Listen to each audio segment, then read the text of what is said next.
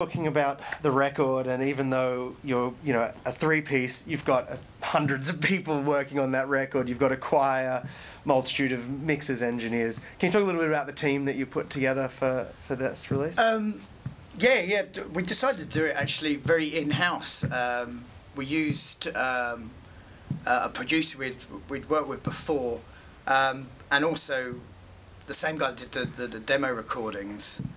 We used our own studio and put, I guess, folded time in half by using two studios at the same time.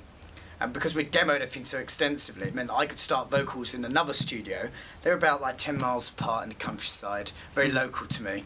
And then they could start drums at the same time. And because we were running in tandem, we just saved so much money, and everybody was relaxed because, we weren't on deadline.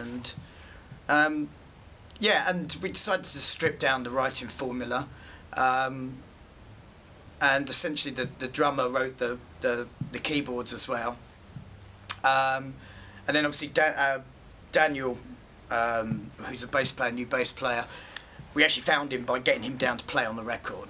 So yeah, we kept it pretty in-house.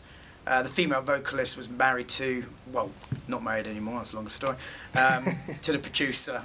And yeah, I think localising it for this record just suited the time and the place. But we're going to do something completely different next time and do it as a full writing band.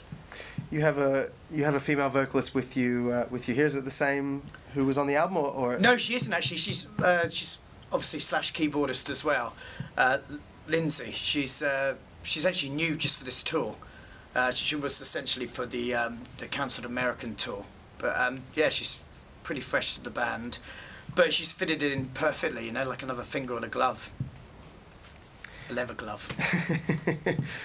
The theme of the album is quite a mythical beast. Can you talk about the Manticore?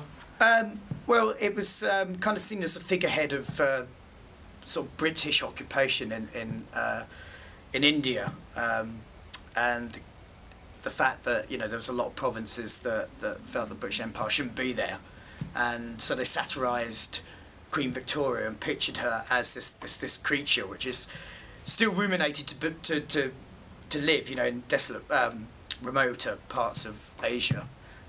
People still believe in this creature, which is essentially sort of mixture of like a chimera, really, a lion and a dragon wings and a female head. So yeah, they satirised Queen Victoria as this sort of mythical beast, saying she was like a poisonous animal and she'd get out of India. So with all that in mind, and the fact they had this sort of H.P. Lovecraft sort of atmosphere about the piece, I thought it was a good idea. And then it sort of went from there. It just sounded like the main title track, and by putting it in the album title, The Manticore and Other Horrors, it's like, Edgar Allan Poe's murder mysteries and poems or something like that. Do you know what I mean?